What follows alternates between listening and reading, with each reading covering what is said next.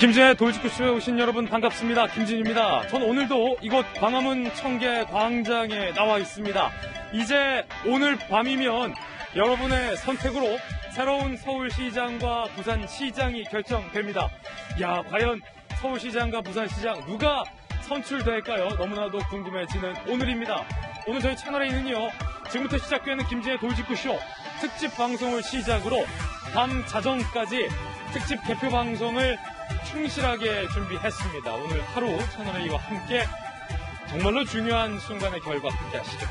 자, 저는 비가 오나 눈이 오나 매일 아침 이곳에서 여러분을 기다리겠습니다. 김진의 돌직구쇼 지금 라이브로 시작합니다. 잠깐만요.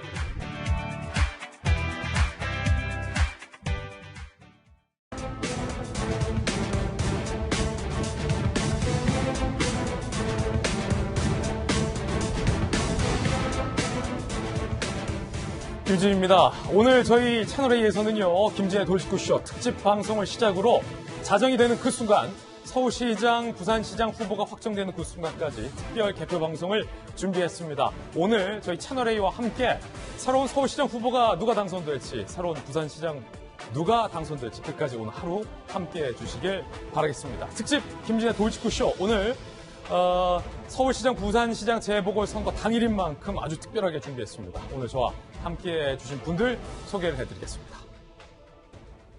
자, 민주당의 김영주 전 의원, 국민의힘의 김현아 전 의원, 이재명 정치부 선임 기자, 그리고 배종찬 소장님 모셨습니다. 모두들 어서 오세요. 네, 오늘 여러분의 선택으로 오늘 밤 늦은 시각이면 서울시장과 부산시장의 윤곽이 나오리라 예측됩니다. 우리 시청자 여러분들은 투표를 하셨습니까? 많은 분들은 사전 투표를 하셨을 거고 오늘 선거 당일에 투표를 결심한 분들도 아마 많으리라 생각됩니다. 그래서 서울과 부산에 투표소에 현재 저희 취재 기자들이 나가 있습니다. 현재 상황은 어떤지, 투표율은 어떤지, 자, 기자들 연결해서 하나씩 살펴보겠습니다. 먼저 서울시장 선거부터 살펴보겠습니다. 종로구 삼청동 투표소에 나가 있는 한수아 기자를 연결하겠습니다. 자, 한수아 기자, 어떻습니까? 투표 잘 되고 있습니까? 네, 제가 지금 나와 있는 이곳 종로구 삼청동 주민센터는 이 새벽부터 유권자 발길이 이어졌습니다. 지금 투표가 시작된 지 3시간 정도 지났는데요. 아직은 이른 시간이기 때문에 이 투표소를 찾는 시민들이 많지는 않지만 오늘 평일이기 때문에 이 점심시간과 퇴근 시간에 몰릴 것으로 예상됩니다. 오전 9시 현재 서울시장 투표율은 6.6%를 나타내고 있는데요. 이 같은 시각 지난 2019년 4.3 재보선 투표율과 지난 2018년 지방선거 투표율과 비슷합니다. 앞서 지난주에 진행된 사전투표율은 역대 재보선 사전투표율 최고치인 20.54%를 기록한 만큼 이번 최종 투표율도 50%를 넘을 것이란 전망이 나오고 있습니다. 서울에서는 2259개 투표소에서 오후 8시까지 투표가 진행되는데요. 이 사전투표와는 달리 오늘 본투표는 주민등록상 지정된 투표소에서만 가능합니다. 코로나19 방역을 위해 유권자들은 투표소 입장 전 발열 체크와 손소독을 하고 마스크와 비닐 장갑을 낀 이후 투표를 할 수 있는데요. 이 열이나 증상이 있는 유권자는 별도로 마련된 임시 기표소에서 투표할 수 있습니다. 지금까지 삼청동 투표소 앞에서 전해드렸습니다. 네, 지금 현재 투표율이 지난 선거에 비해서 결코 낮지 않다라는 소식까지 살펴볼 수 있었습니다. 자, 그럼 이번엔 부산으로 가보도록 하겠습니다. 부산시장 투표도 한창 진행 중인데 사전 투표가 전국 평균보다 좀 낮았다라고 하는데 과연 지금은 어떨지 한번 살펴보겠습니다. 현장에 배영진 기자가 나가 있는데요. 배 기자, 현재 투표 열기는 좀 어떻습니까?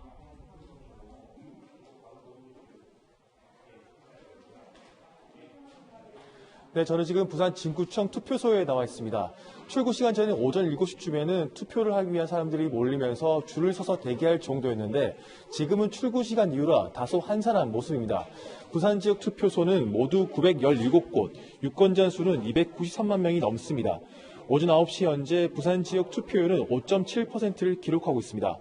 부산의 사전투표율은 18.65%로 서울시장 보궐선거 사전투표율 21.95%보다는 다소 낮습니다.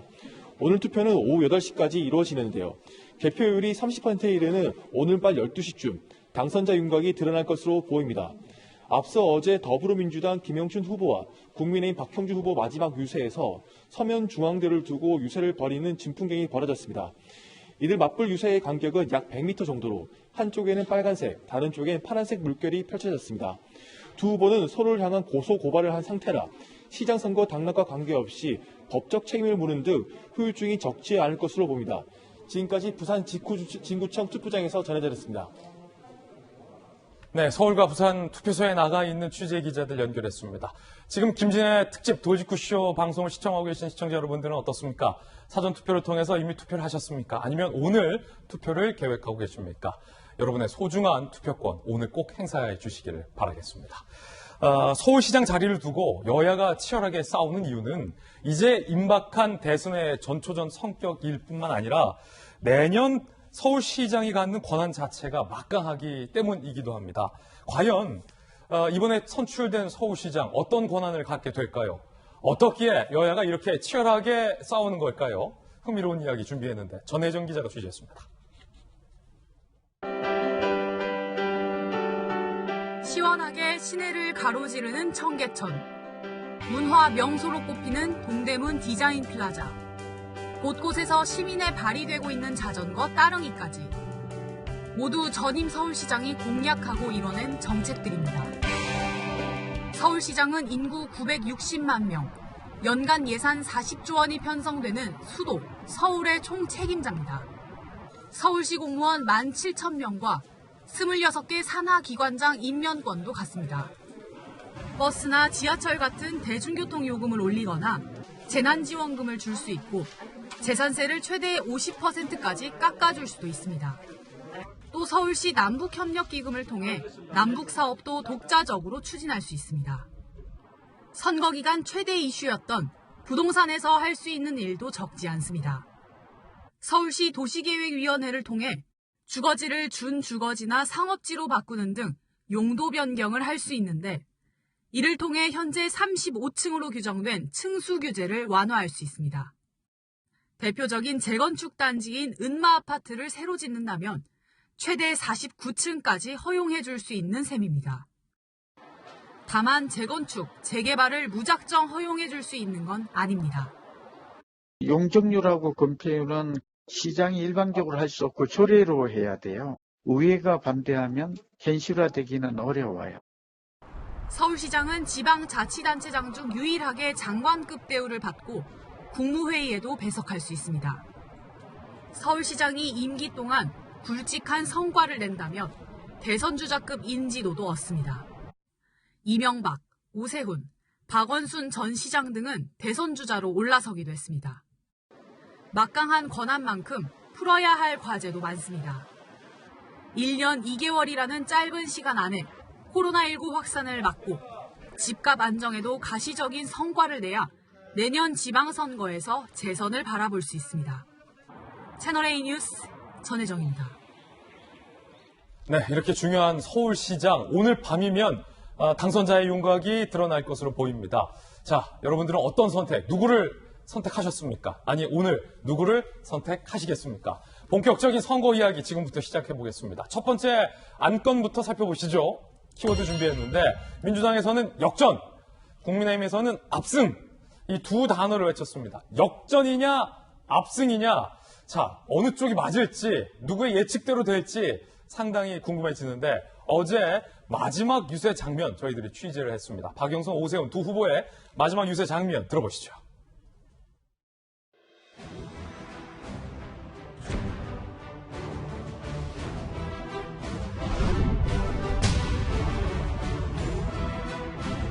지난 금요일부터 매일매일 상승세를 타고 있습니다. 지금 이 시간에도 상승세를 타고 있습니다.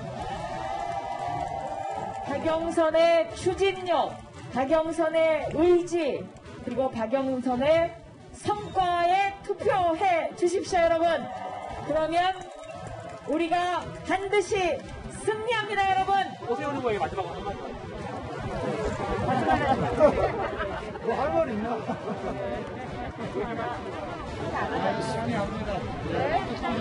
부럽다. 우리가 그 촛불 정신을 다시 한번 되새기고 반성하고 성찰하는 시간이 반드시 필요하다.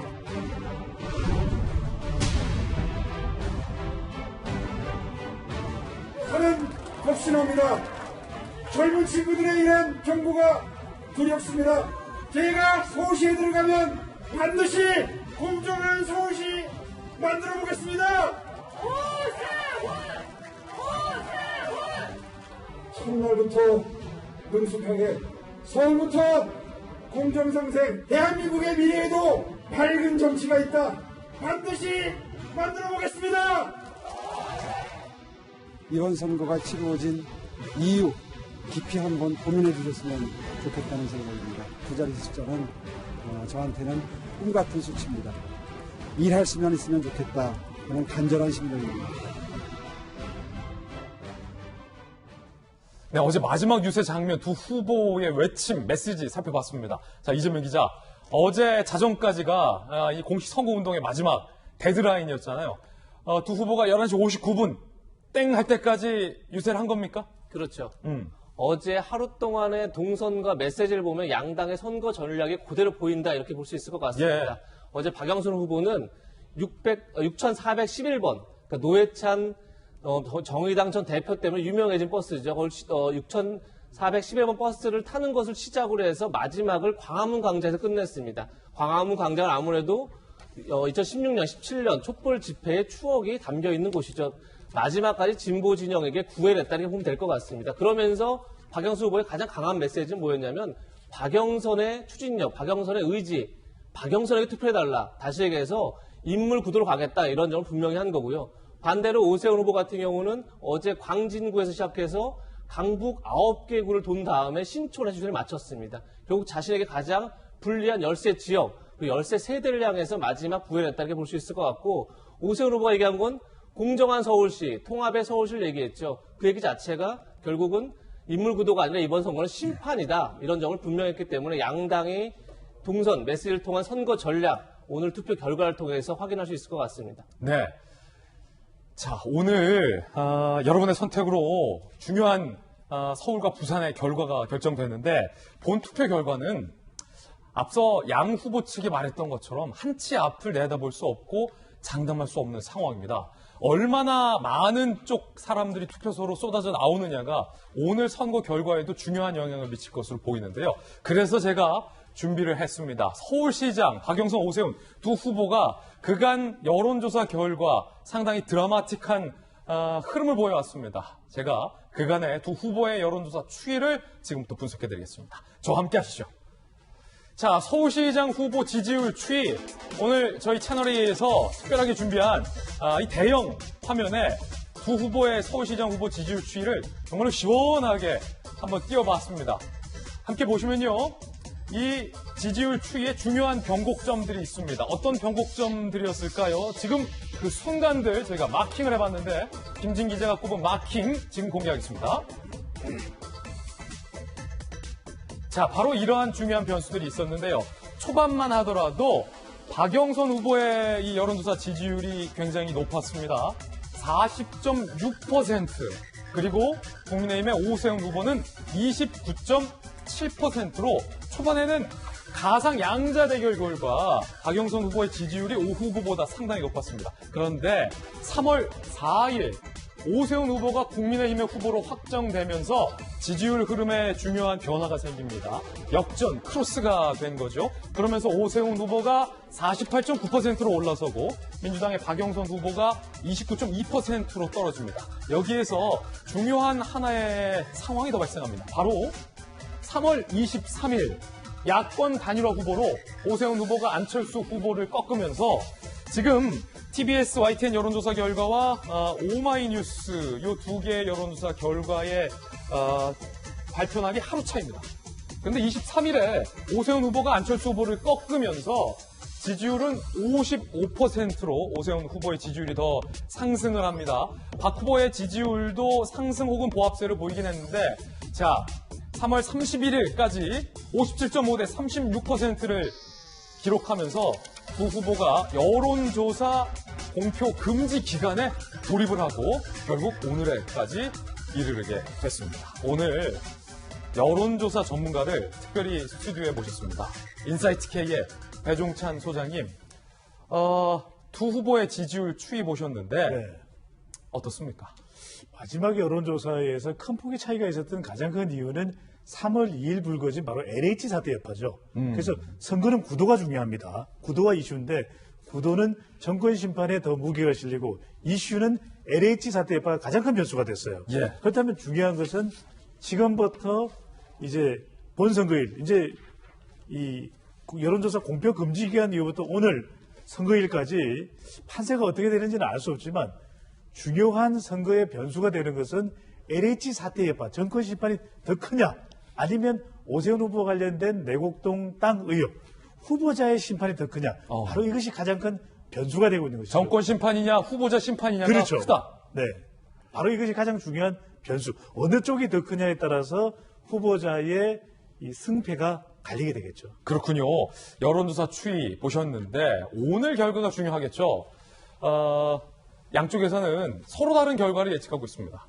민주당의 이낙연 전 대표는 3%포인트 차이의 초박빙을 전망했고 김종인 국민의힘 위원장은 두 자릿수를 전망했습니다. 과연 어느 쪽의 전망이 맞을까요?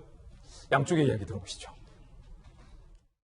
말하지 않던 우리 지지자들이 말하기 시작했다. 표현하기 시작했다. 3% 내외의 박빙 승부. 그것을 꽤 오래전부터 예측을 했지요. 현장의 민심은 가보면 경제 파탄, 부동산 파탄, 위선, 내로남불 여기에 대해서 국민 전체가 거의 지금 봉기 수준이라고 저희들은 그렇게 보고 있습니다.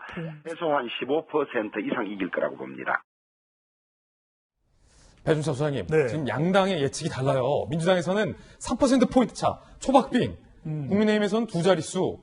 너무 전망이 틀린 건데 두 가지 질문. 왜 이렇게 양쪽의 전망이 다른 건지, 데이터를 바탕으로 하시는 전망인 건지, 아니면 그냥 현장에서 느낀 감인지. 두 번째 질문. 어느 쪽의 전망이 더 설득력이 있으리라고 보세요? 정답을 말씀드릴게요. 아무도 믿지 마세요. 아무도 믿지 말라. 예. 정답은 없는 겁니다. 근데 시험에 나올 만한 사자성어는 우리가 발견을 하게 되네요. 어떤 거요? 아전인수. 아전인수. 그러니까 선거 판세를 예측할 때 각 당마다 자기 쪽에 유리하게 판단을 해요. 분명히 한 가지는 분명한 것은 내부 자체 조사를 통해서 판세는 파악하고 있지만 그대로 바깥으로 드러내지는 않는 거죠. 그러니까 더불어민주당의 입장에서는 박빙이다. 선거의 여론조사와는 분명히 다를 것이다. 그러니까 지지층이 더 결집하라. 한 표만 더 모이면 이긴다라고 계속해서 이제 공언을 할 수밖에 없는 것이고, 국민의힘 쪽에서는 정권 심판이 계속 유지되는 것 아니냐. 그렇다면 우리가 압승한다 이렇게 얘기를 하는데 이건 아무도 모릅니다. 아무도 모른다. 어머니도 모르고 아버지도 모릅니다. 그러니까 본인이 판단할 때 스스로 내가 어떤 기준에 따라서 어떤 후보를 선택할지가 자신의 판단이 가장 중요한 것이죠. 예. 배종찬 소장께서는 어머니도 모르고 아버지도 모르기 때문에 아무도 믿지 말라. 자신의 판단이 중요하다라는 개인견을 주셨는데 오늘 양당을 대표해서 두 전직 의원 모셨습니다. 한번 바로 양당 두 전직 의원에게 물어보겠습니다. 먼저 민주당의 김영주 전 의원님. 네. 지금 이낙연 전 대표는 3%포인트 차이의 박빙 승부다. 이에 대해서 여론조사 전문가는 그거 믿지 마라. 양쪽 다 믿지 마라 했는데 혹시 민주당 내부의 어떤 결과나 데이터를 근거로 한 발언인가요? 아니면 끝까지 좀 더 투표장에 포기하지 말고 가시라 결집하라는 전략적 메시지인가요? 네, 배종찬 소장 얘기한 대로 내부적으로 그런 어떤 조사를 하고 있죠. 그리고 트렌드 자체가 좁아지고 있다라는 판단 하에서 이렇게 몇 프로다라고 하는 것은 아마 이제 전략적인 부분이 있겠습니다. 전략적인 부분. 어쨌든 기본적으로 벌어져 나가던 그 트렌드가 좁혀지고 있고 또 실제적으로 여론조사와 본투표의 차이라고 하는 것은 제가 보기에는 이번 선거에서는 20, 30대가 얼마나 실제로 어떤 여론조사 상에서 나타나는 어떤 극명한 후보의 선호와 달리 투표장에 갈 것이냐의 문제, 조직력의 관건이기 때문에 실제적으로 조직력이라고 하는 측면에서 결코 서울시의 어떤 구청장이나 국회의원이나 구의원, 시의원 구도에서 밀리지 않고 또 내년 대선 바로 전초전이라고 하는 것, 그리고 오히려 1년 전에 했던 총선의 관성, 그런 것들이 있기 때문에 사전투표율에 있어서 좀 더 민주당이 유리한 지점이 있기 때문에 끝까지 아마 이렇게 큰 표 차이로 가지는 않을 것이다. 그렇게 보일 수 있겠습니다. 그렇군요. 자, 이번엔 국민의힘의 김연아 전 의원님. 반면 주호영 원내대표는 15%포인트 두 자리 얘기를 했는데, 자, 어떻습니까? 이미 지금 여론조사, 그러니까 공표가 된 마지막 여론조사에 의하면 지금 뭐 2자릿수 이상의 격차가 벌어지고 있습니다. 그럼에도 불구하고 저희 지도부에서는 마지막까지 신중해야 된다. 또 국민의힘에서도 민주당의 조직력이 마지막에 가동이 될 것이라는 것을 예측을 하고 있습니다. 그렇군요. 그래서 당초 김종인 비대위원장께서는 우리 후보가 이제 안철수 후보와 단일화되는 과정을 겪고 나서 한 5% 정도 차이로 이길 것이다라고 얘기를 하신 적이 있었는데요. 그 이후에 여러 가지 뭐 네거티브 전략에도 불구하고 현장의 분위기라든가 또는 이제 반대로 지금 민주당이 사전투표가 지나고 나서도 굉장히 투표를 독려하는 저런 전략적 메시지를 많이 내놓고 있습니다. 어제는 그 전 국민은 아니었지만 캠프 안에 계신 분들에게 이미 사전투표에 이겼다라고 하는 문자를 보내서 이것이 선거법 위반이냐라는 논란도 있었는데요. 이렇게까지 행동하는 것은 저는 뭔가 현장에서 느낀 절박함 때문에 마지막까지 조직을 동원하려고 하는 노력으로 보인다라고 하면 여전히 뭐 약간의 열세를 느끼고 있는 현장의 분위기가 그런 언행으로 나타나고 있는 것으로 판단이 됩니다. 예, 두 분 의원들의 말씀을 종합해보면 어쨌든 이 결과는 예측할 수 없다라는 겁니다. 얼마나 양쪽의 지지층과 쏟아져 나올 것인가, 그리고 중도층이 누구를 선택할지에 따라서 결과는 얼마든지 바뀔 수 있다는 점을 좀 유추해 볼 수 있겠군요. 그 결과 상당히 좀 기대가 되고 궁금해집니다. 투표율은 현재 어떨까요? 사전투표와 본투표의 상관관계는 어떨까요? 역대 선거의 사전투표와 본투표, 투표율을 저희가 한번 다시금 조사해봤습니다. 함께 보시면 2018년 서울시장 선거 때는 사전투표가 19.1%였고요. 본투표, 총투표가 59.9%였습니다. 총투표가. 2020년 지난 국회의원 총선 때는 사전투표가 27.2%로 꽤 높았죠. 총투표가 68.1%, 투표율이 굉장히 높았습니다. 자, 이번 재보궐선거 서울과 부산을 뽑는 원포인트, 2포인트예요. 2포인트. 재보궐선거의 사전투표가 21.9%로 지난 총선에 못지않게 상당히 높았는데, 자, 그렇다면 지금 총투표율은 과연 어떻게 나올지도 상당히 궁금해집니다. 추측컨대 꽤 높지 않을까라는 생각이 들고요. 양당에서는 이 투표율에 굉장히 지금 민감해하고 있습니다. 자, 먼저 민주당. 지난 총선 서울에서 얻은 지지층의 70%만 투표장에 나와도 역전승 가능하다라고 얘기했습니다. 100% 지지층 다 안 나와도 된다. 70%만 나와달라. 그러면 이긴다라는 메시지 분석하고 있고요. 이에 대응하는 국민의힘. 투표율 50 넘으면 우리가 2자릿수로 이긴다 얘기하고 있습니다. 투표율 50 미만이라도 5%포인트 안팎 차이로 승리한다라고 전망을 하고 있는데, 국민의힘의 핵심 관계자는 높은 사전투표율도 이번만큼은 우리에게 유리하다라고 현재 판단을 하고 있다는데, 자, 배종찬 소장님. 민주당에서는 지지층의 70%만 좀 나와달라. 국민의힘은 지지층, 안 지지층 따질 거 없이 전체 투표율의 50%만 넘어가도 우리가 크게 이긴다. 자, 이거 신빙성이 있는 얘기예요, 양쪽 다? 그러니까 데이터 전문가들이 요즘 난감해요. 이걸 어떻게 해석을 해야 될지. 그런데 이제 많이 궁금한 부분은 최종 투표율이 어떻게 되느냐가 궁금한데, 사전 투표에 대한 참여율이 계속 높기 때문에 전체적으로 총 투표 양에서 사전 투표가 차지하는 비중이 점점 커집니다. 그래서 대체적으로 이것을 방정식을 만들어 보면 사전 투표율에 곱하기 2.5를 하면 대체적으로 최종 투표율이 될 것이다. 이렇게 전망을 해요. 그러면 한 50% 초반이니까 52, 3% 정도 될 것이다. 굉장히 높은 거죠, 그것도. 그렇죠. 그런데 이제 중요한 것은 선거 때 여론조사를 우리가 이번에 해보니까 주로 더불어민주당 지지층들은 사전투표를 많이 할 거다라고 이야기를 하고 있고, 그 다음에 국민의힘 지지 유권자들은 주로 본선거일에 많이 하겠다는 거예요. 그러니까 사전투표 때 더불어민주당은 좀 우리가 유리했다 이렇게 판단을 한다면 적어도 본선거일까지 지지층들의 지난 국회의원 선거 때 대비해서 한 70%만 나오면 그래도 우리가 근소하게라도 이길 것이다 이렇게 예상을 하는 것이고, 국민의힘은 왜 저런 예상을 하냐면 본선거일이 바로 오늘이거든요. 오늘 나온 투표자의 규모가 사전투표 대비 오히려 더 크다면, 오늘 한 50% 이상 나온다면 그러면 주로 국민의힘 지지 유권자들이 많을 것이다 이렇게 판단하면서 유리하다 이렇게 했는데, 어디까지나 이거는 그냥 이론입니다. 이론이니까 실제 오늘 누가 얼마나 나올지는 아무도 사실은 예상하기 힘든 것인 만큼 지금 이 초반 시간대도 중요하지만 이제 1시, 2시 넘어가면 사전투표하고 합쳐집니다. 1시부터 이제는 사전투표랑 합쳐진다. 합쳐지게 되죠. 그래서 얼마만큼이나 오늘 투표의 양, 특히 어떤 지역에서 많은 오늘 본선거일 투표가 나오느냐. 그쪽이 주로 이제 강남 3구 쪽이냐 아니면 동북 쪽이냐. 더불어민주당이 좀 더 유리하다고 판세가 예상을 되고 분석이 되는. 그래서 오늘 어느 지역에 어떤 연령대가 투표로 많이 나오느냐가 더 중요한 것이겠죠. 변수가 상당히 많다. 일단은 어떤 지역에서 많이 오느냐, 네. 그리고 어떤 연령대가 많이 오느냐에 따라서 결과가 요동칠 수 있다는 그렇죠. 거죠. 네. 근데 대체적으로 사전 투표율에 곱하기 2.5를 하면 네. 한 총 투표치에 근접할 수 있다. 그렇죠. 상당히 흥미롭습니다. 현재 6.5% 정도 투표율을 현재 서울이 기록하고 있는데 이게 지난 2018년 서울시장 선거 때와 상당히 유사한 흐름이다라는 점도 참고로 말씀드리겠습니다.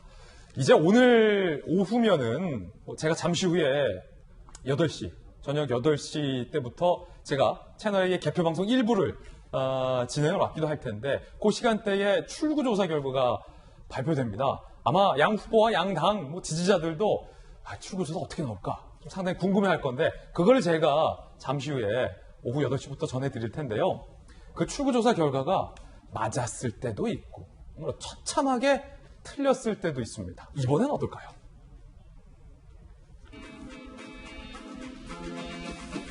(2010년) 지방선거 서울시장 때 0.2%포인트 차이로 접전이다 라고 출구조사 결과가 나왔고 당시 오세훈 후보가 47.4, 한명숙 후보가 47.2. 자, 그래서 사실은 저 때 기억하시죠? 2010년 때 많이들 당황했습니다. 아니 이럴 거면 출구조사 뭐하러 봐. 누가 겠지 모른다는 얘기였거든요. 그런데 실제로 오세훈 후보가 47.4, 한명숙 후보가 46.8로 정말로 출구조사 매우 근사해서 아슬아슬하게 승리를 한 바 있었습니다. 2014년 때는 어땠을까요? 박원순 후보가 54.5, 정몽준 후보가 44.7. 꽤 차이가 벌어졌죠? 그런데 실제 결과가 박원순 시장이 56.1, 정몽준 후보가 43.0%로 꽤 유사하게 적중을 했습니다. 그리고 2018년 선거 때는 어땠을까요? 박원순 55.9, 김문수 21.2를 출구조사가 발표했는데 자, 결과는 박원순 52.8대 김문수 23.3의 결과가 나왔습니다. 역시 출구조사가 정확하게 예측을 한 바 있는데 오늘 서울시장 재보궐선거 출구조사 결과도 배윤차 소장님 네. 실제 결과와 맞아떨어지리라고 예측하십니까? 상당히 유사할 거예요. 그래요? 왜냐하면 선거 여론조사와 출구조사는 전혀 다른 조사입니다. 그래요? 선거 여론조사는 투표권이 있는 유권자를 대상으로 한 것입니다. 그런데 출구조사는 뭐냐? 투표자예요. 투표소에서 투표를 하고 나오는 사람을 조사한 것이기 때문에 선거 여론조사가 전혀 다른 것이 출구조사고 출구조사가 왜 예측을 잘했냐? 실제 이제 2014년에 출구조사를 제가 담당을 했습니다. 예. 근데 그 당시에 보면은 가장 투표소 중에서도 그 지역의 전체 결과와 가장 유사한 그런 이제 투표소를 선택을 하게 돼요. 가령 양천구면 양천구의 여러 곳의 투표소 중에서 가장 양천구 전체 결과가 비슷한 곳, 동대문구면 동대문구의 전체 결과가 가장 유사한 투표소를 순서대로 골라서 이제 출구조사를 실시하게 되는데 이때 이제 모의 투표를 하기 때문에 아주 솔직하고 정직하게 투표를 한 분들이 응답을 하게 되는데 한 가지 궁금하신 점은 이 점일 거예요. 전체 투표자를 대상으로 한 그건 아닙니다. 정확하게 한 5번째 간격, 6번째 간격으로 뽑아내고 또 하나 궁금하신 것은 아니, 사전투표율이 이렇게 높은데 어떻게 출구조사로 맞힐 수가 있어요? 이렇게 얘기를 하시는데 맞아요. 중앙선관위에서 사전투표 답을 가르쳐주는 건 아니고 적어도 성별은 어떻게 되는지 사전투표가 연령대별로는 어느 정도 비율이고 지역이면 양천 또 관악, 동작 그리고 성북구에서는 어느 정도의 투표율이 되는지를 알려줍니다. 그 정도는 협조를 얻어서 그동안 노하우가 다 축적이 되어 있거든요. 그래서 조사기관에서 그 모델을 가지고서 분석 시스템을 통해서 조사를 해서 약 이제 8시 15분에 발표를 하는데 8시 15분에 8시에 발표하지 왜 15분이야? 뭐야? 이렇게 생각하실 수 있는데 예. 이때 이제 자가격리자들이 투표를 하게 되고 그렇군요. 또 투표소에 이미 들어가 있는 사람들이 있거든요. 그 사람들까지 시간을 조금 줘서 8시 15분에 발표가 되는데 이때 이제 한 1시간 전에 마감을 해서 방송사에는 한 7시 반경에 보내주게 됩니다.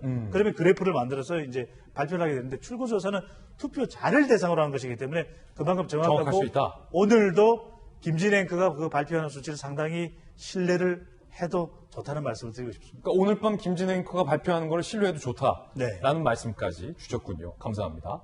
자, 아까 2010년의 출구조사 결과와 본선거 결과를 한번 다시 보실까요? 이때 당시에 한명숙 서울시장 캠프의 총괄 홍보본부장이 바로 지금 이 자리에 나와 있는 김영주 전 의원이셨는데 네. 저때 출구조사 결과가 0.2%포인트 차이로 한명숙 후보가 진다라고 발표됐잖아요. 그때 심정이 어떠셨나요? 사실은 뭐 저희들은 진다고 생각하지 않았죠. 그리고 실제적으로 밤 12시 반쯤에는 거의 결과가 이겼다고 해서 이긴 것을 토대로 제가 한 총리 모시고 말하자면 시청 앞에 광화문광장에서 거의 승리를 다짐하는 김칫국을 많이 마셨군요. 그런 세레머니를 좀 준비했다가 들어온 적이 있습니다. 그렇기 때문에 그때는 실제적으로 뭐 포인트 차이가 0.2% 정도밖에 안 됐기 때문에 실제로 뭐 0.6% 차이로 졌습니다만은 결코 그거는 뭐 우리가 받아들일 수 없는 말하자면 사전조사 결과로 그렇게 느꼈고 다만 그때 참조할 것은 아마 20%나 18% 차이의 여론조사의 결과를 가지고 선거운동에 들어갔기 때문에 제가 기억하기로는 왜 여론조사와 실제 분위기가 이렇게 달라라고 하는 것을 곳곳 유세 장면에서 확인했던 그런 기억이 납니다. 예. 짧게 하나만 좀 말씀드릴 것 같은데 여론조사와 실제 결과가 달랐던 사례로 저 때를 많이 드는데 저 때는 그럴 만한 이유가 있었습니다. 그래요? 2010년에는요. 무선 전화가 표집이 안 되는 겁니다. 개인정보 보호 때문에. 그래서 여론조사에서 집 전화만 해서 조사 결과를 낼 수밖에 없었고 집 전화, 유선 전화를 하는 경우에는 상당히 보수 후보가 유리한 그런 선거 결과가 나올 수밖에 없었던 거죠. 예.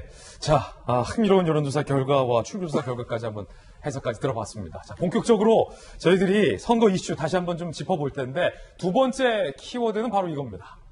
사실 이번 서울시장 선거에서 생태탕 논란이 막판까지 뜨거웠습니다. 오늘까지도 뜨겁습니다. 박영선 후보는 다시 촛불을 얘기했고 오세훈 후보는 위선 심판을 얘기를 했습니다. 그런데 끝까지 박 후보와 오 후보 간은 생태탕 논란이 뜨거웠습니다. 먼저 이 사진 한 장을 박영선 후보 측에서는 이른바 증거라고 제시를 했습니다. 바로 그 사진을 저희가 오늘 채널A에서 특별히 준비한 이 대형 LED 스크린에 띄워봤습니다. 2006년대의 사진이고요. 오세훈 후보가 그때 당시에 앉아있고 박영선 후보 측에서는 이때의 이 신발을 굉장히 좀 주목을 했습니다. 이 신발을 제가 좀 확대를 해봤는데 글쎄요. 보십시오. 여러분들은 어떻습니까? 박영선 후보는 이 신발이 그 명품 신발이 맞다라고 얘기를 했습니다. 박영선 후보의 이야기 직접 들어보시죠.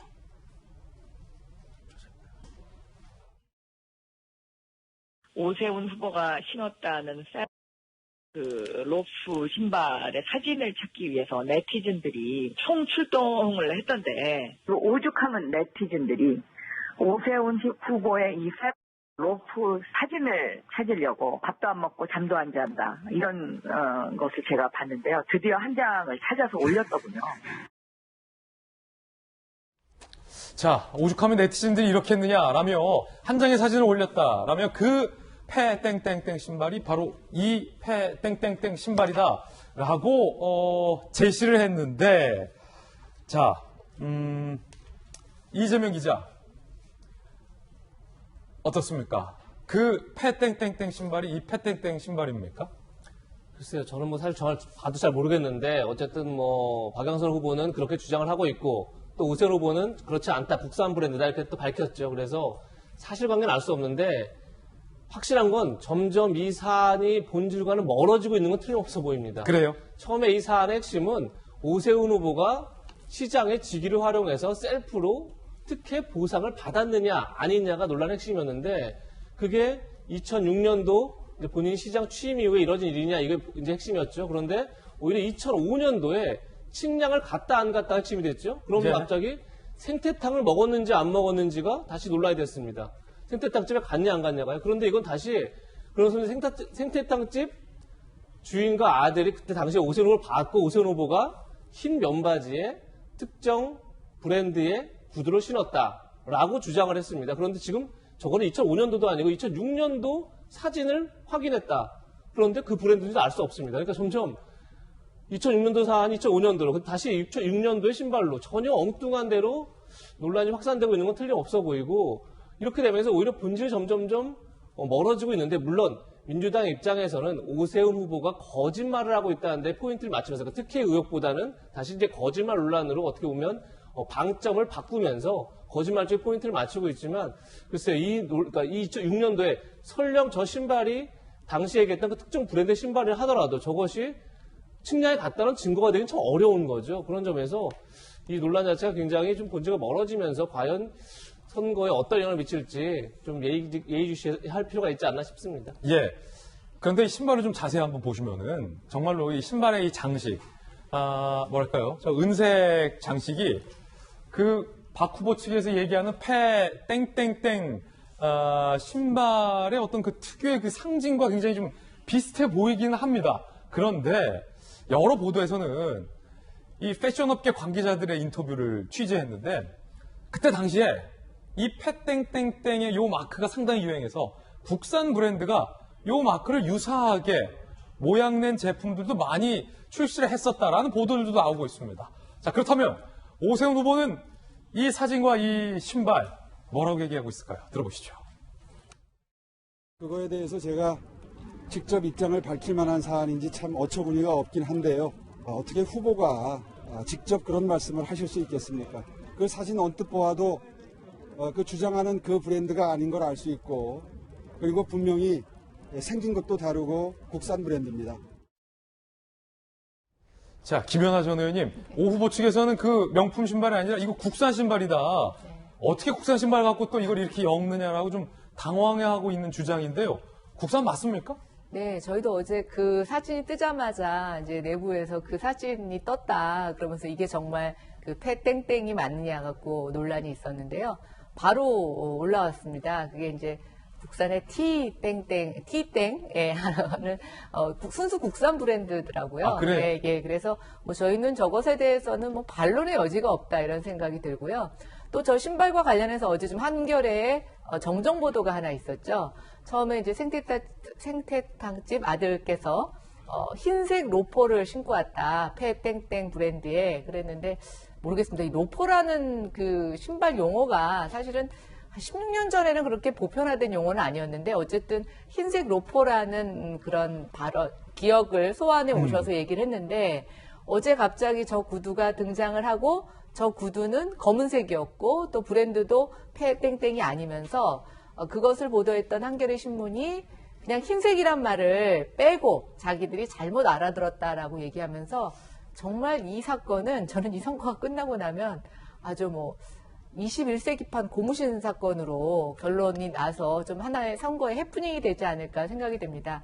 이재명 기자도 얘기하신 것처럼 이 사안의 본질은 그 내곡동 땅에 그 당시에 오세훈 후보가 위력을 뭔가 가했느냐라고 본질인데 그 이후부터 이제 뭐 말이 꼬이면서 사실상 본질이 벗어난 얘기로 가고 있는데요. 어쨌든 어제 저 신발의 결론은 국산 브랜드다. 국산이다. 예, 또 흰색도 아니고 검은색 신발이었다라고 얘기하고 있습니다. 예, 지금 국민의힘과 오세훈 후보 측에서는 패땡땡 아니다, 국산이다, 황당하다라고 주장을 하고 있는, 반론을 펼치고 있는 건데, 자, 정혁신 변호사님 모셨습니다. 네. 정 변호사님, 그럼 양측이 서로 법적으로 현재 조치를 취한 상태잖아요. 네네. 뭐 공직선거법 위반, 뭐 거짓말, 뭐 다양한 고소를 했는데 박영수 후보 측에서 오 후보를 추가 고소했단 말이에요. 네네.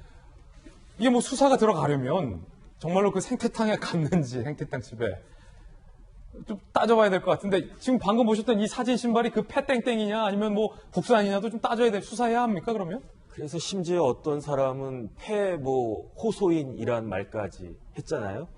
근데 이제 호소인이란 말의 원조격이 뭐 다들 알다시피 피해 호소인이란 말이 그 장명이 됐었죠. 그런데 이 피해 호소인이란 말과 폐모 신발 호소인이란 말은 제가 봤을 때 뉘앙스가 완전히 틀려요. 왜냐하면 피해 호소인은 피해자가 아닐 수도 있다라고 하는 것을 강변하기 위한 뉘앙스인데 이 폐모 신발 호소인은 폐모 신발을 신었어야 한다.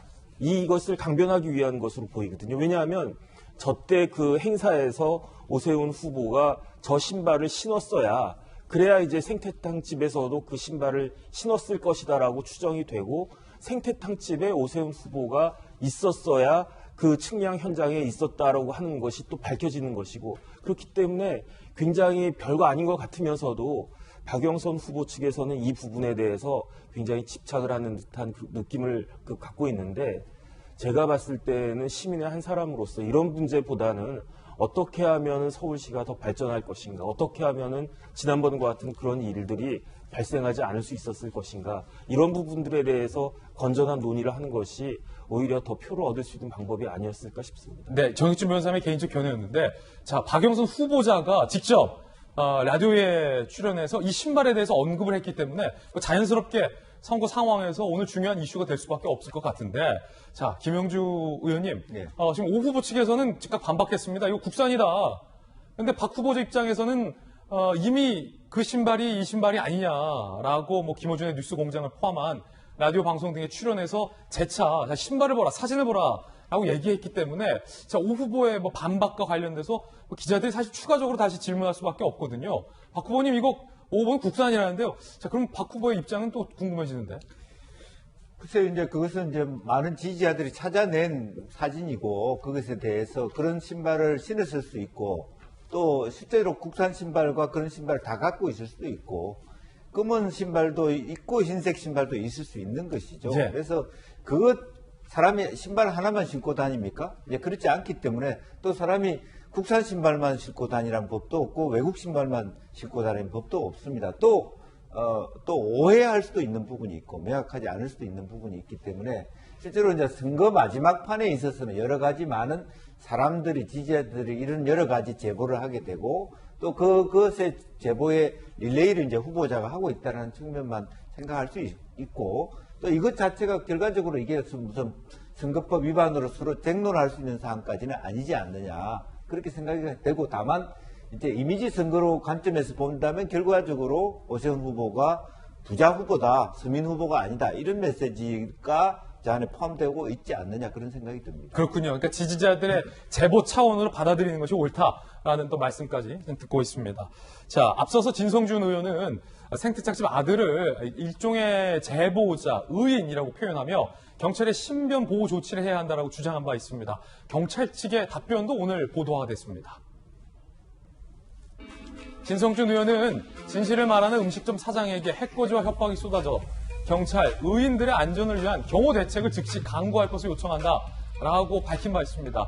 자, 오늘 한 매체가 경찰 관계자의 인터뷰를 통해서 보도를 했는데, 아직 A씨가 신변보호 요청 신청한 것은 없는 것으로 파악한다라고 답변이 나왔는데, 정혁진 변호사님, 경찰이 신변보호 요청을 하려면 뭐 어떤 절차가 필요합니까? 진성준 의원이 뭐 사실 일종의 어떤 강권성의 의견을 밝히기도 했는데, 일단은 내가 피해자가 될 수 있는 범죄의 위협을 받고 있는 사람이 경찰에다가 그 부분에 대해서 요청을 해야 되는 거죠. 다시 말해서 이제 내가 어떠한 해악에 대한 고지를 많이 받고 있기 때문에 가만히 있으면 큰일이 생길 수도 있겠다. 그러니까 제발 경찰이 날 좀 보호해달라. 이런 요청을 본인이 스스로 해야 하는 것이지, 아니면 정모하면은 본인이나 대리인이나 가까운 사람이 해야 되는 것인데, 굳이 이제 진성준 의원이 그 피해자라고 생각될 수 있는 그 사람에 대해서 저런 이야기까지 하는 것은 좀 절차적으로 맞지 않다, 이 생각이 들고요.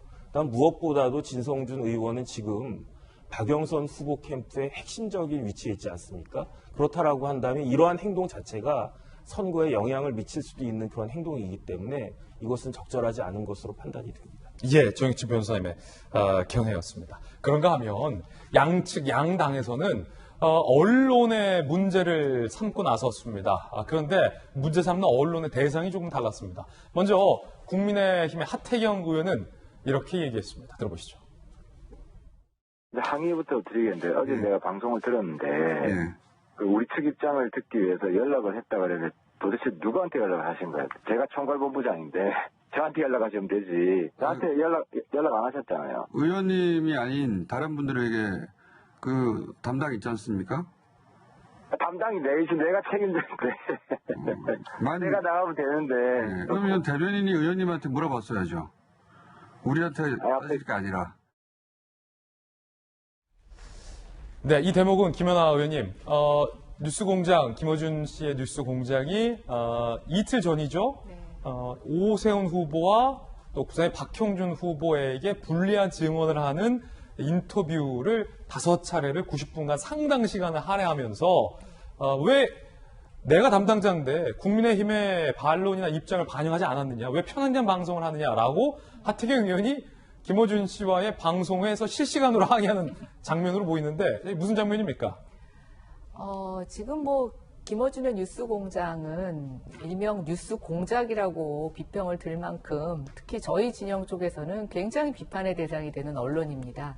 중립적이지도 않고 여당에게 불리한 사안이 발생을 하면 그걸 변명해주는 변명의 장을 펼쳐주고 있고 야당의 공격거리가 발생을 하게 되면 그것을 집중적으로 공격할 수 있는 장을 만들어주고 있는데요. 뭐 공격이든 방어든 정확한 근거와 또 정확한 절차를 밟아서 한다면 뭐가 문제가 되겠습니까? 그런데 이번에 이제 박형준 후보와 오세훈 후보와 관련된 것에서 보면은 일단 사실 확인을 하고 반론할 여지를 줘야 되는데 지금 하태경 의원님한테 전달이 안 됐다고 하는데 대변인 누구한테 연락을 했는지조차도 뉴스공장에서는 밝히지 못하고 있습니다. 아, 그렇습니까? 네. 지금 당 쪽에서는 김연아 의원께서 파악하시기로는 뉴스공장에서 누구에게 연락했는지 파악이 안 된다는 파악이 안 말씀. 되고 있습니다. 그래요? 네. 그리고 보통 이제 저런 논란이 되는 것들은 여러 루트를 통해서 접촉을 하는데 어쨌든 지금 여러 루트를 통해서 접촉한 사실은 확인되지 않고 있고요. 특히 오세훈 후보와 관련된 그 생태탕 집의 발언 같은 경우에는 그 발언을 하는 사람들이 이름을 밝히지 않고 있습니다. 익명인데요. 글쎄 뭐 저게 그렇게 목숨의 위협을 받을 만큼 익명으로 처리할 일인지 왜 떳떳이 이름을 밝히고 저것에 대해서 진술을 하지 못하는지 또 할애된 시간이 자그만치 90분이라고 하면 저는 굉장히 선거를 앞두고 편파적이라고 보고 있습니다. 저 TBS의 운영비의 한 77% 정도를 서울시 예산으로 충당을 하고 있는데요.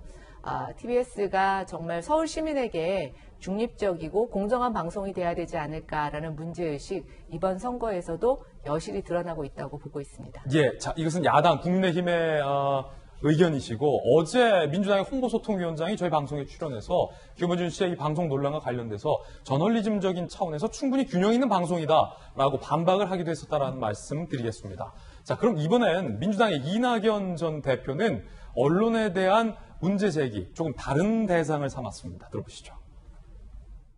사실은 내곡동 얘기는 중요합니다. 왜냐하면 그런 일이 있었느냐도 중요하지만 계속 거짓말을 시비가 있지 않습니까? 이걸 너무 쉽게 생각하는 것 같아요. 네, 언론들이 이번 선거에 대한 언론들의 보도 태도도 한 번은 검증 대상이 될 겁니다. 그건 지나칩니다. 자, 굉장히 좀 엄중한 경고 메시지인데 김영주 의원님, 네. 어떤 언론들을 상대로 이낙연 대표가 한 번은 검증의 대상이 될 것이다 라며 경고를 한 거죠. 뭐가 그렇게 지나치다라고 말씀하신 거죠? 이제 뭐 그 흔히들 얘기하는 이제 보수적 종합 편성 채널 보도들이 대충 그런 흐름이 있다라고 이낙연 대표께서 생각할 가능성이 매우 높지 않느냐 그렇게 생각이 들고요.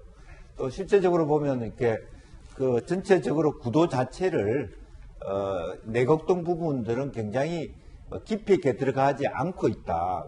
말하자면 후보자의 도덕성 검증이 굉장히 중요한데 그 부분보다는 큰 그림 속의 일부분만 그것을 할애하고 있어서 매우 불만이다 이렇게 말씀하신 것 같다 네. 생각이 듭니다. 그렇죠. 실제로 뭐 검증을 하거나 개혁을 한다거나라는 말씀이신가요? 실제적으로 보면 이제 그 일단이 말하자면 KBS KBS라고 얘기할지 모르겠습니다만 어쨌든 9시 뉴스에서 실제로 그 현장에서 그 목격자의 인터뷰를 통해서 이제 세상에 드러난 거 아닙니까? 그렇다면 추가적으로 그 사람들을 다른 보도기관들이 가서 그분들을 찾아가서 확실하게 다시 한번 팩트 체크를 하고 추가 보도를 이끌어내야 되는데 그 부분이 이어서 심층 취재가 되지 않는다. 이제 그런 데 대한 일정한 어떤 불만의 표현, 뭐 그렇게 있을 수 있죠. 예, 그렇군요. 자, 이재명 기자 상당히 좀 흥미롭습니다. 워낙 이번 서울시장 선거가 중요하기 때문에 양측에서 뭐 작은 것 하나라도 민감할 수밖에 없다라는 측면에서 뭐 양쪽 모두 다 입장이 이해가 되긴 하는데 어쩜 이렇게 다 이렇게 달라요, 입장이? 또 오세훈 후보 측에서는 TBS 김어준 씨 방송이나 뭐 급기야 방금 말씀하셨던 KBS 지상파 방송을 향해서 어떻게 이렇게 편파적이냐라고 불만을 제기하고 민주당의 박영선 후보나 이낙연 전 대표 입장에서는 아니 이렇게 열심히 하는데 왜 다른 언론들은 오세훈 후보 의혹 좀 더 보도 안 하느냐라고 불만을 갖고 어떻게 이렇게 다르죠? 이번 선거 자체가 사실은 대한민국 1, 2 도시의 수장을 뽑는 정도의 선거가 아니라 어떻게 보면 문재인 정부 4년에 대한 평가가 반영되어 있고 또 내년 대선에 직접적 영향을 미칠 수 있는 선거이기 때문에 아마 양쪽 다 사활을 건 선거이기 때문에 사실 언론의 보도 하나하나에 굉장히 민감할 수밖에 없는 그런 상황인 걸 충분히 이해할 수 있는 것 같습니다. 다만 제가 아까 말씀드린 것처럼 내곡동 의혹은 처음에 오세훈 시장이 영향력을 미쳤느냐가 핵심이었습니다. 그 논쟁에서 벗어나면서 그럼 과연 측량을 갔으면 영향을 미친 건지 생태탕집을 갔으면 측량을 간 건지 그 폐에 무슨 신발을 신었으면 과연 그것이 어떤 의미를 갖는지에 대해서 점점점 모호해지고 미궁에 빠지는 거죠. 점점점 본질을 벗어나지는 거죠. 물론 아까 말한 것처럼 오세훈 후보가 자신은 그 땅의 존재도 알지 못했고 측량도 가지 않았고 했기 때문에 그걸 집중적으로 팔 수 있으나 과연 이것이 이 본질에서 무슨 의미를 갖는지를 도대체 언론이 저도 언론인으로서 이해하기 참 어려워지는 거죠. 점점점. 그런 점에서 물론 이낙연 전 대표 상임 선대위원장 입장에서는 언론이 서운하다 할 수 있고 언론의 검증이 필요하다 할 수 있지만 제가 볼 때는 전 이번 보궐선거를 보면서 내년 대선이 어떻게 치러질지가 이미 보이는 거죠. 양당이 정말로 흑색선전과 네거티브를 어떻게 할지가 보이는 상황에서 저는 오히려 지금의 이 보궐선거를 보면서 내년 대선을 위해서라도 정치권의 무분별한 의혹 제기를 어떻게 검증할지가 오히려 더 큰 숙제가 아닌가 저는 개인적으로 생각하고 있습니다. 예, 자 이재명 언론인의 개인 견해였습니다. 자 이번에는 저희 김진애 돌직구쇼 선거 상황실에서 그간 당일의 선거 변수들을 준비해봤습니다. 오늘도 핫2 준비되어 있는데 핫2 보시기 전에 부산 상황도 한번 살펴봐야 될 것 같습니다. 먼저 저희들이 준비한 영상 보시고 돌아와서 이야기 나눠보겠습니다.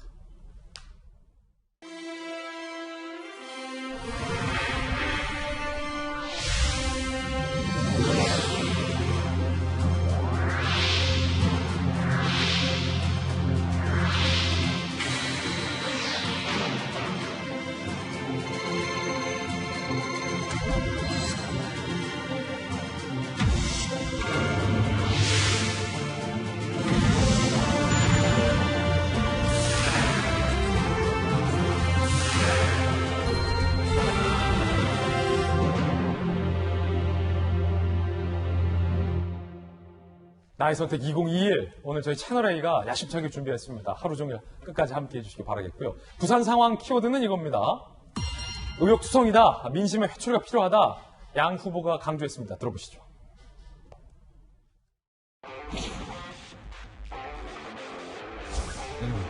부산 경제를 이렇게 몰락시킨 주범이 누군지 아십니까? 실패한 대통령의 참모 출신 이런 분이 시장 맡아갖고서 이 어려운 부산 살림살이 제대로 이렇게 낼 수 있겠습니까? 족대를 내고 싸우는 이유는 바로 부산 경제를 살리겠다 했다는 그런 절박한 마음입니다, 여러분. 가족들과는 신속하게 추진하는 사업이 되게 되고 여와 야를 넘어서서 함께 힘을 합쳐서 추진해야 될 사안이고 나는 시장이 되면 정치공항이 아닌 경제공항으로 만들기 위해서 최선의 노력을 다하겠습니다. 네, 부산 상황도 살펴봤습니다. 오늘 선거 당일입니다. 오늘의 변수는 과연 무엇일까요? 재보선 핫2 준비했습니다. 자, 바로 이겁니다. 오늘 재보선 핫2, 첫 번째 핫1은 중앙선관위, 그리고 두 번째 핫2는 바로 정의당입니다. 자, 선관위와 정의당, 오늘 선거 뉴스에서 어떻게 변수가 될 걸까요? 하나하나씩 살펴보겠습니다. 먼저 중앙선관위 논란부터 살펴보시죠.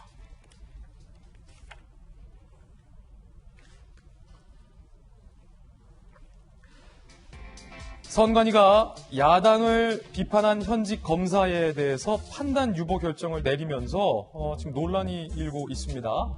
자, 진혜원 검사의 지난달 31일에 상황입니다. 자기 가족 배불려주는 천박한 이기주의와 공직의식 부존재의 절정을 보여준 사람들이 문제다.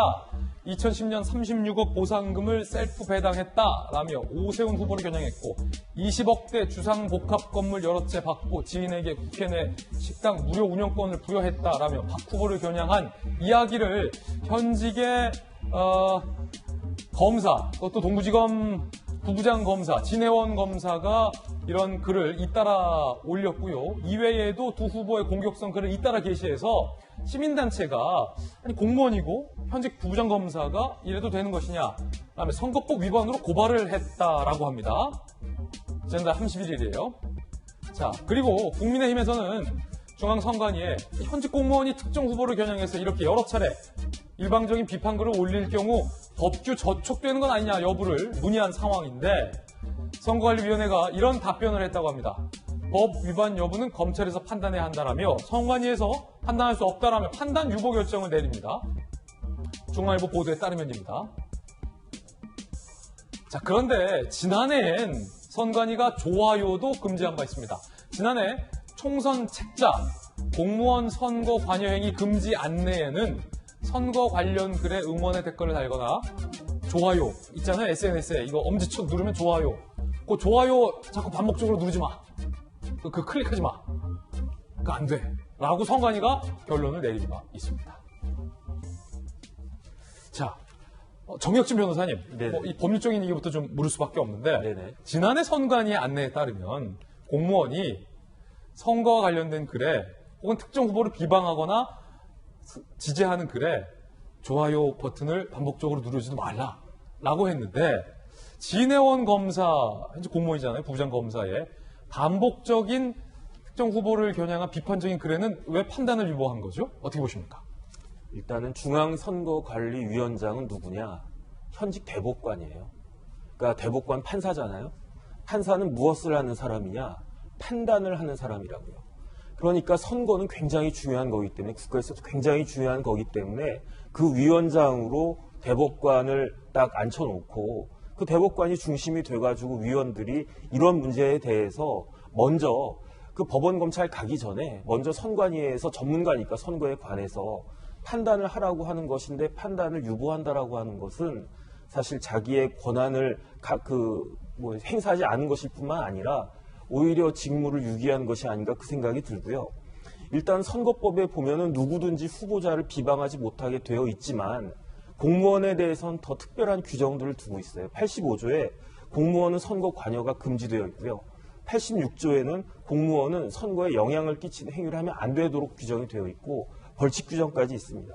그런데 진혜원 검사 같은 경우는 검사이기 때문에 국가공무원도 되는 거죠. 그런데 국가공무원법에도 정치운동을 금지하는 그 규정이 있고 검찰청법에도 정치운동을 금지하는 규정이 다 있다고요. 그러니까 진혜원 검사 같은 경우는 그 검찰인 그 공무원인 검사이기 때문에 해당되는 규정이 굉장히 많은데 그다음에 거기에 따라서 그 굉장히 처벌 규정도 일반 사람들보다 더 많을 수밖에 없는데 그럼에도 불구하고 선관위가 이런 부분들에 대해서 명확하게 그 판단을 하지 않는다라고 하는 것은 납득하기 어렵고 그다음에 더 근본적으로 진혜원 검사 제가 프로필 찾아봤더니 벌써 18년 차 검사예요. 그러니까 이 정도 18년이나 검사를 하셨던 분이 이런 행위를 하면 안 된다라고 하는 것을 검사니까 누구보다도 잘 알 텐데 이런 행동을 하는 것은 굉장히 부적절하다 이 생각이 듭니다. 아니면 혹시 지난해에 좋아요 클릭하지 말라라는 그때 선관위의 판단이 틀렸을 가능성도 있지 않습니까?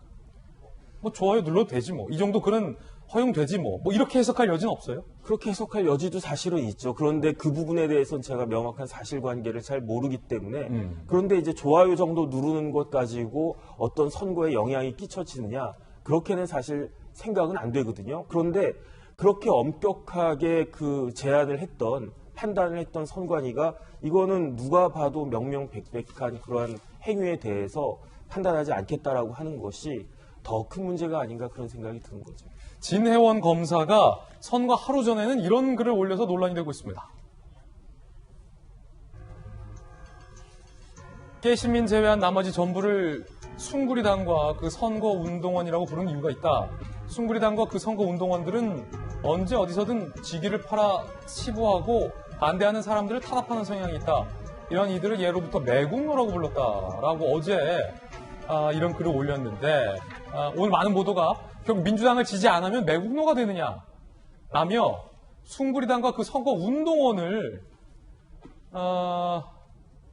이 되느냐 야당을 비하한 건 아니냐라는 논란이 지금 일고 있는 건데 이재명 기자 자 진혜영 검사의 글 저는 무슨 말인지 잘 모르겠는데 무슨 뜻으로 쓴 건가요? 조금 전에 이제 어떤 정학진 변호사가 어떤 문제가 있는지 다 말씀을 해주셨으니까 어쨌든 전 검사의 본분을 망각한 거죠. 정치적 중립성을 담보해야 할 검사가 너무나 노골적인 정치적 편향성을 드러내는 글을 여러 차례 올렸죠.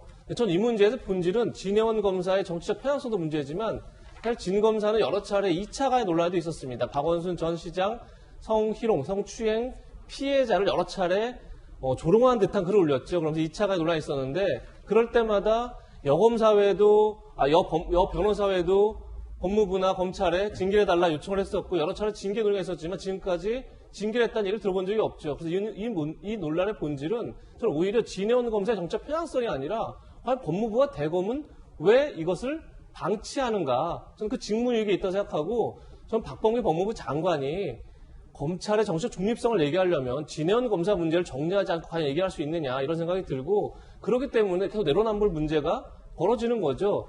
나에게 유리한 얘기를 할 경우에는 방치하고 그렇지 않을 경우에는 강하게 징계라고 이런다 그러면 그 자체가 굉장히 이제 늘 논란이 되는 거고 그렇기 때문에 선관위도 투표 동료 현수막에 내로남불 쓰지 못하게 하지 않았습니까? 그러면서 특정 정당을 연상시킨다라고 얘기를 했었는데 그런 문제가 다 이런 문제에서 맞물려 있다. 저는 개인적으로 생각하고 있습니다. 예. 자, 그럼 야당의 입장도 한번 여쭤볼 수밖에 없을 것 같습니다. 매국노라는 단어를 들으셨는데 어떠십니까? 글쎄요, 그걸 저희로 지칭했다 하면은 좀 불쾌한 거지만 저는 저분의 발언에 별로 신뢰성을 담보하고 있지 않기 때문에 분노하는 것조차 사치스럽다 이런 생각이 듭니다. 그러나 지금 선관위의 어떤 좀 편향적인 여러 양태를 보면서도 제가 발견한 하나 일관성이 있습니다. 정말 일관성이 있습니다. 바로 뭐냐면 내로남불 이런 말씀은 안 된다고 해서 아시타비로 바꾸겠습니다. 내로남불 쓰면 안 된다고 하니까 네, 아시타비. 네, 아시타비 같은 말이죠. 네. 어떻게 이렇게 시종일관 자기들한테 유리한 거는 다 되고 자기들한테 불리한 건 다 안 된다고 하는지 저는 요번에 지금 선관위에서 이번 재보궐선거 외화조를 못 쓰게 해서 그 단체가 초성으로 썼는데 그것도 안 된다고 하는 걸 보면서 야, 정말 이렇게 편향된 일관성 이것도 정말 보기 드물다 이런 생각을 하고 있습니다. 그런데 한번 보십시오. 이게 과연 여당에게 도움이 될런지 저는 오히려 국민들이 대부분 선관위 여당이 약간씩 편향적으로 운영해왔던 거 모든 국민들이 다 압니다만 그래도 이렇게 대놓고 여당을 편들면서 이렇게 아주 편향된 일관성을 보이는 것이 저는 결국은 여당에도 도움이 안 된다고 생각이 되고 선관위 자체가 스스로 인정한 거 아닙니까? 무능, 위선, 내로남불이 특정 정당을 의미하는 것으로 해석한다라고 하는 이런 해프닝이 이런 야당에게는 얼마나 큰 호재이겠습니까? 정말 우픈 호재라고 생각이 됩니다. 네. 자, 이 말은 이제 야당의 김연아 전 의원의 견해이고요. 특히 앞서 발언 중에 선관위가 여권에 쭉 편향돼 왔었다라는 것 또한 야당 쪽의 시각이다라는 말씀 드리겠고요. 여당에서는 우리가 내건 현수막도 선관위에서 많이 금지가 돼 있다. 자, 이것은 편향성 문제가 아니라 선관위가 여야 모두에게 엄격한 중립의 잣대를 들이대고 있다라고 반박하고 있다는 것도 여당의 입장 또한 소개를 해드리겠습니다. 보궐선거 왜 치르나요? 시민단체의 이 현수막을 선관위는 불허한 바 있습니다. 그런데 이 시민단체가 이런 현수막을 내걸었습니다. 자, 보궐선거 외화조가 선관위에 의해서 안 됐다, 거부됐기 때문에, 금지됐기 때문에 이 시민단체에서는 지금 보시는 것처럼 초성을 써서 현수막을 달았습니다. 4월 7일 비읍, 기읍, 시읒, 기읍, 비읍, 시옷, 비읍, 기역, 시옷, 기역. 이거 왜 하죠? 라는 현수막을 건 겁니다. 이게 무슨 뜻일까요? 자, 사실 누구라도 보궐선거 외화조라는 게 유추가 되는데 선관위가 보궐선거 외화조를 못 쓰게 하니까 이 시민단체가 항의성의 의미로 보궐선거라는 말을 안 쓰고 비읍, 기역, 시옷 기억을 쓴 겁니다. 자, 이에 대해서 선관위는 어떤 결론을 내렸을까요? 자, 초성도 안 돼. 아, 이거 발음하기 힘들고 비읍, 기억, 시옷, 기억도 안 된다. 선거법상 순수하게 투표 참여 동료를 위한 현수막과 허용된다. 기존 보궐선거 외화조 현수막과 마찬가지로 선거에 영향을 미칠 가능성이 있다라며 초성도 금지를 시킨 바 있습니다. 김영주 의원님, 네. 이 비읍, 기억, 시옷, 기호 어떻게 보십니까? 뭐 어차피 그런 기본적인 입장을 취했기 때문에 이런 부분은 또 가능하다라고 얘기하기도 어려웠을 거라고 봅니다. 그렇군요. 그러니까 문제는 이것이 문제가 아니라 하나의 기준을 일관되게 하면 되는데 잣대 없이 왔다 갔다 하는 것이 문제라고 생각하고요. 진해영 검사 문제의 부분에 있어서는 사실은 선관위 자체가 직무유기를 한 거죠. 실질적으로 저는 이 진해영 검사 부분은 경찰이든 검찰이든 실정법 위반으로 바로 구속 수사해야 된다고 생각합니다. 아, 그렇습니까? 저는 그렇게 생각합니다. 저기 명백한 공직선거법 혹은 또 말하자면 그 현직 검사가 선거에 영향을 미칠 수 있는 명명백백한 발언한 것에 대해서 경찰이 하든 검찰이 하든 또 선관위는 사실은 고발해야 될 시점이거든요. 이제 그런 부분을 하지 않고 이런 자잘한 개개인들의 어떤 의사표현 자체를 막는다는 것 자체가 저는 말이 안 된다고 생각하고요. 차제에 여러 차례 얘기했습니다만 선관위 자체가 어떤 식으로 말하자면 우리나라 선거 문화를 더 고양시킬 거냐 하는 것은 국회에서 토론이 필요합니다만 현재 진해영 검사 부분만큼은 선관위 자체가 아무런 발언을 하지 않고 입장을 내지 않는다는 것 자체가 저는 직무유기다 그렇게 생각합니다. 예, 상당히 좀 김영주 의원님의 개인 견해인데 진해원 검사가 명백한 현행법 위반이고 구속 수사로 엄히 저는 그렇게 한다. 생각합니다. 저 개인적으로는. 예, 라는 것은 우리 김영주 의원님의 어떤 개인적 견해다라는 말씀 드리겠습니다. 자, 오세훈 후보는 선관위에 대해서 이렇게 얘기를 했습니다. 들어보시죠. 선관위에서 위선, 무능, 내로남불이라는 말은 이 플래카드에도 못 쓰고 표현을 쓰지 말라고 합니다. 여러분, 오랜만에 선관위가 아주 공정한 판단을 해준 것 같습니다. 그 정당, 민주당, 세상 사람들은 다 아는데 쓰지 말라고 해주시니 쓰지 않겠습니다. 자, 정혁진 변호사님, 네. 자, 법률적으로 오세훈 후보는 내로남불 쓰지 말라니 안 쓰겠다라고 하는데 선관위는 이에 대해서 계속해서 아니 우리 억울하다, 우리 법대로 한 거다, 규정대로 한 거다, 엄격하게 중립을 취하고 있다라고 항변을 하고 있거든요. 근데 저는 선관위 행위에 대해서 법원의 판단을 받아봤으면 좋겠어요. 그래요? 사실은 지금 그 초성 쓴 거 이런 부분들이 선관위의 주장에 의하면 공직선거법 90조 위반이라고 하는 거거든요. 그러면 90조 위반에 대해서는 형사 처벌이 가능하도록 그렇게 규정이 되어 있어요. 그렇습니까? 그런데 제가 아무리 이 90조를 봐도 이 90조에서 현수막 설치하지 말아라. 어떤 경우에 현수막을 설치하지 않는 것이냐. 정당이냐 후보자를 유추할 수 있는 그런 내용의 현수막을 걸어서 선거에 영향을 미치지 말아라. 이런 취지를 읽히거든요. 그런데 보궐선거 하지 마. 왜 하나. 이런 것이 그 후보자나 정당하고 무슨 직접적인 그런 연관 관계가 있겠습니까? 어거지로 끼워 맞추면 혹시 모르겠지만 그렇기 때문에 만약에 저 현수막을 제가 했다라고 하면 그냥 선관위 경고에도 불구하고 한번 고발해 보시죠. 왜냐하면 최종적인 모든 우리나라에 있어서 모든 행위에 대한 최종적인 법적 판단은 법원이 하는 것이니까 법원의 판단 한번 받아보고 싶다. 저는 그 생각까지 듭니다. 선관위가 근거로 하고 있는 게 선거법 90조죠. 네네. 지금 정익진 변호사는 앞에 법전 들고 있는데 수법전 그 90조 보고 계시는 거예요? 네네, 맞습니다. 지금 90조 어떻게 되어 있습니까? 혹시 잠깐 읽을 수 있어요? 그러니까 제가 간단하게만 이야기하면 이게 복잡하게 되어 있으니까 누구든지 선거에 영향을 미치기 위해서 현수막을 걸 수 없다 이렇게 딱 되어 있어요. 그래서 선관위는 이 앞부분에만 보는데 제가 봤을 때 더 중요한 그 규정이 그 다음 문장이거든요. 어떤 경우에 그 선거에 영향을 미치는 것이냐, 정당이나 후보자를 유추할 수 있도록 하는 그런 내용이 들어있으면 안 된다. 이런 내용이거든요. 그러니까 앞보다 더 뒤가 중요하다라고 하는 것을 선관위가 모를 리가 없잖아요. 그런데 왜 저렇게까지 무리한 처분을 하려고 하는지 저는 이해가 되지가 않습니다. 네, 자, 요 말씀도 우리 정혁진 대표 변호사의 개인적 견해라는 말씀 드리겠습니다. 두 번째 핫투 변수는 정의당입니다. 박영선 후보가 이른바 노회찬 버스를 탔습니다. 함께 보시죠. 사연이 많은 버스죠. 과거에 노회찬 의원이 타서 유명해지기도 했었고, 또 여기가 제 지역구이기도 했었는데, 주로 이제 필수 노동자들이 타고 아침 일찍 떠나서 서울의 새벽을 깨우는 분들이 함께 하는 그런 버스입니다. 자, 그러면서 박영선 후보는 염치 없다는 정의당에 대해서 이렇게 항변을 합니다.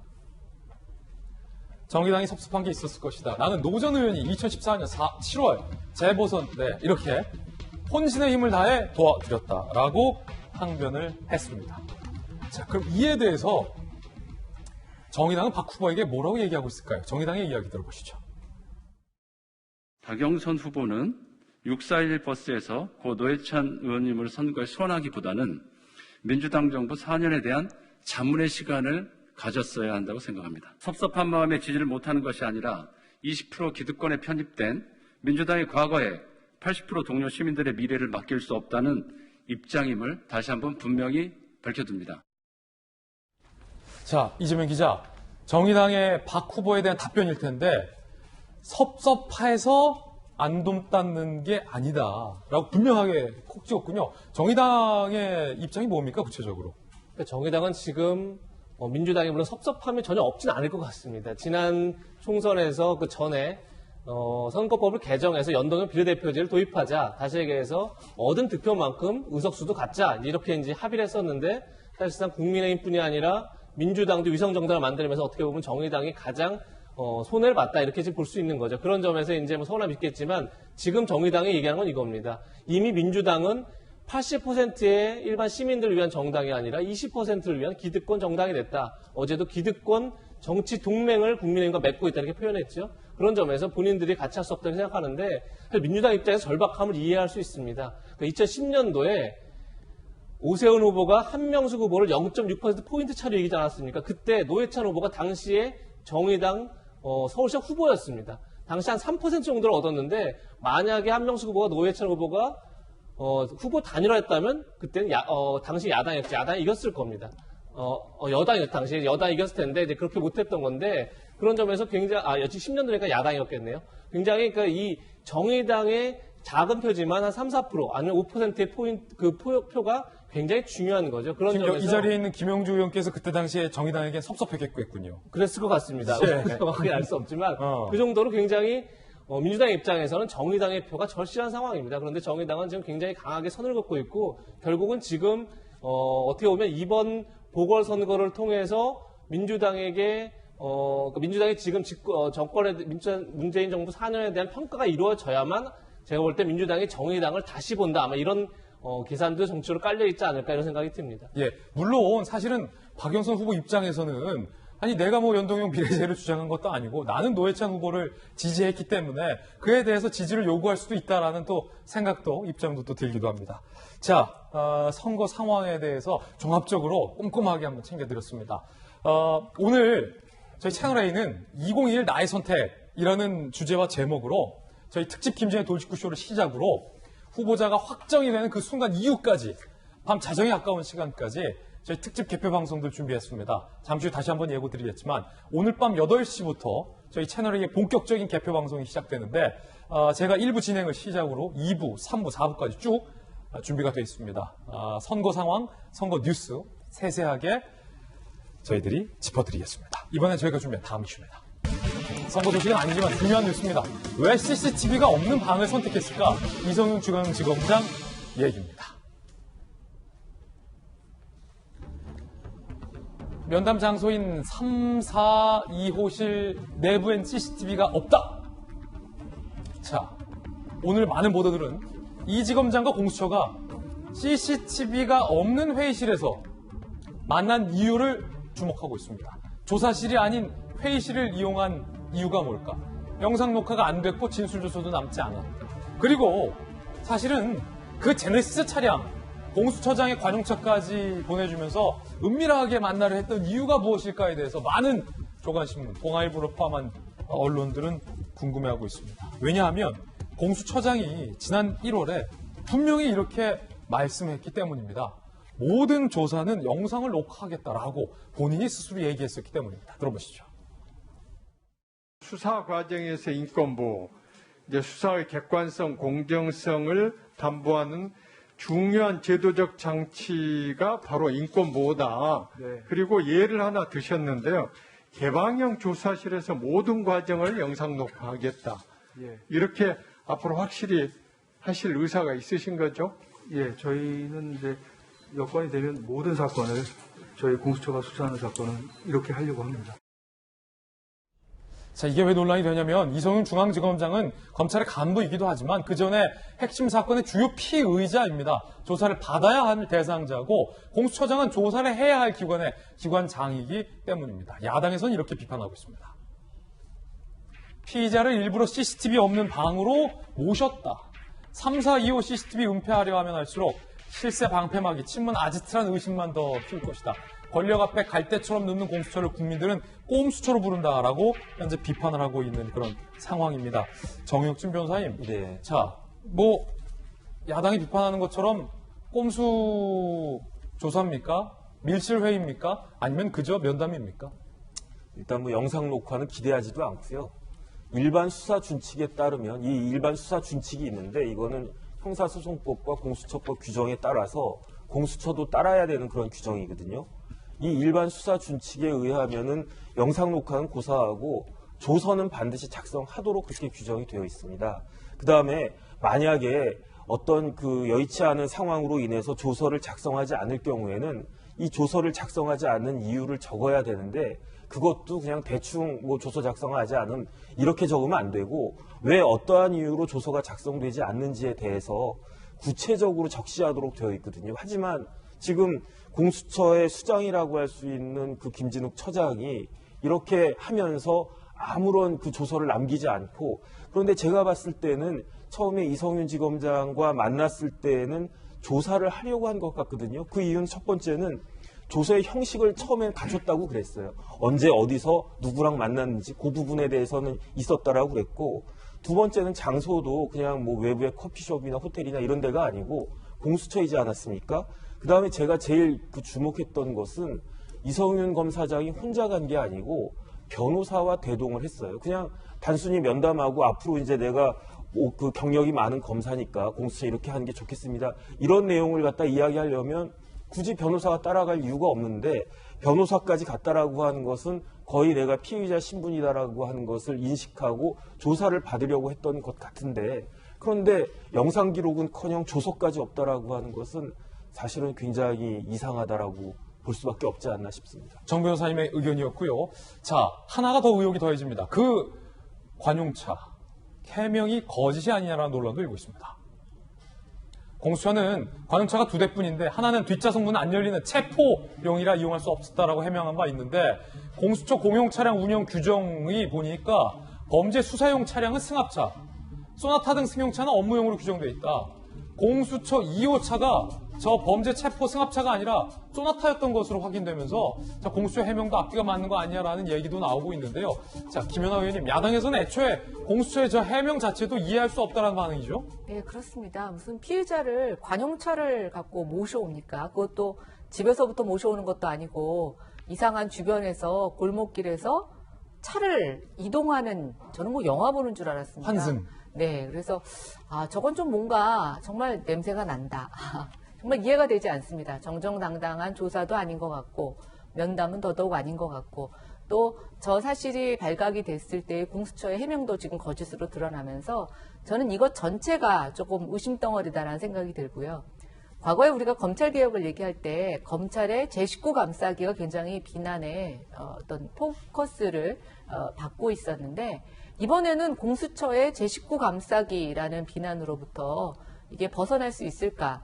공수처 탄생부터 야당이 많이 반대했던 이유 중에 하나가 이게 정권 보위부가 될 것이다라고 하는 많은 우려가 있었습니다.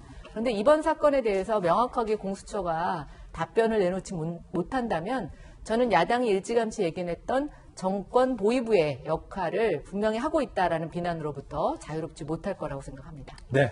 자, 야당의 김연아 전 의원의 견해 들어봤습니다. 오늘 방송 시간이 평소보다 좀 빨리 가는 것 같은데요? 저만의 생각인가요? 60초 광고 후에 돌아오겠습니다. 잠시 후에 뵙죠. 네, 다시 돌아왔습니다. 우리 저 크게 한번 화면 다시 보여줄 수 있을까요, 혹시? 저희가 오늘 이 특별 스튜디오를 오늘 선거를 위해서 특별하게 준비했습니다. 오늘 하루만 평상시도 저희 돌직구쇼 세트했으면 좋을 것 같은데, 자, 오늘 오후 8시부터 개표 방송 시작되고요. 이 스튜디오에서 더욱더 화려하고 정확하고 발빠른 저희 선거 내용으로 개표 상황 중계하겠습니다. 8시부터 1부, 2부, 3부 개표 방송 준비되어 있습니다. 나의 선택 2021 많은 시청 바라겠고요. 그 때문에 뉴스 톱10이 오늘은 5시로 당겨져서 시작이 된다는 것도 참고하시기 바라겠습니다. 많은 시청 부탁드립니다. 자, 저희들은 내일 아침 9시 15분에 선거 결과 갖고 내일 저희 돌직구쇼 특집으로 선거 결과 상세하게 분석해 드리겠고요. 여러분과 저와는 잠시 후에 밤 8시 정각에서 이곳에서 만나기로, 채널A에서 만나기로 약속 부탁드리겠습니다. 오늘 하루는 분명 어제보다 나을 겁니다. 좋은 하루 되시고요. 투표 꼭 하시기 바라겠습니다. 감사합니다.